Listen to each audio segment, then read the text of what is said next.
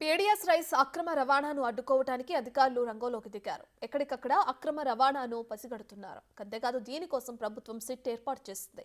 PDS rice విషయంలో అక్రమాలకు ఆదిలోనే చర్మగీతం పాడాలనే స్ట్రాటజీకి డిప్యూటీ సీఎం పవన్ ఇంప్లిమెంట్ చేస్తున్నారు.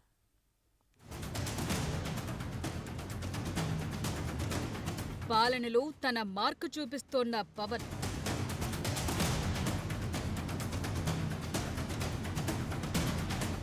రాష్ట్ర వ్యాప్తంగా seize the ship race on. Seize the ship. If any pressure comes from central government, we'll see.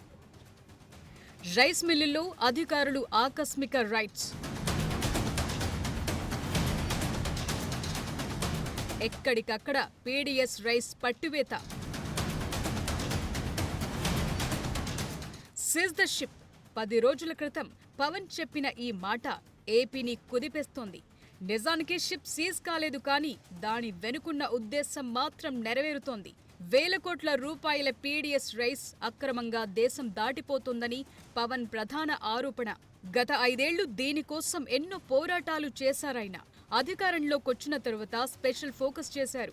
ఇటీవల కాకినాడ పోర్టులు ఆకస్మిక తనిఖీలు చేసి అక్రమంగా తరలిస్తోన్న పీడీఎస్ రైస్ గుట్టును రట్టు చేశారు. అయితే అక్కడితో వదిలేయలేదు.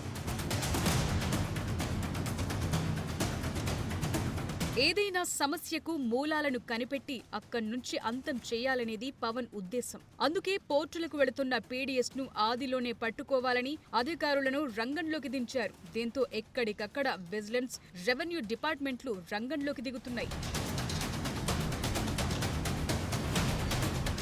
ప్రకాశం జిల్లా నాగులుప్పలపాడు మండలం ఉప్పుగుండూరులోని ఓ రైస్ మిల్లులో అధికారులు 1500 బస్తాలు అంటే 8 టన్నుల బియ్యాన్ని స్వాధీనం చేసుకున్నారు. వాటిని మిల్లర్లు, మధ్యవర్తుల నుంచి సేకరించినట్టు అధికారులు గుర్తించారు.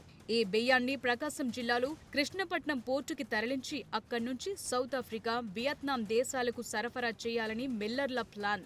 మరోవైపు గన్నవరం మండలం సూరంపల్లిలో కూడా అక్రమంగా నిల్వ చేసిన 285 క్వింటాల పీడీఎస్ రైస్ ను అధికారులు సీజ్ చేశారు.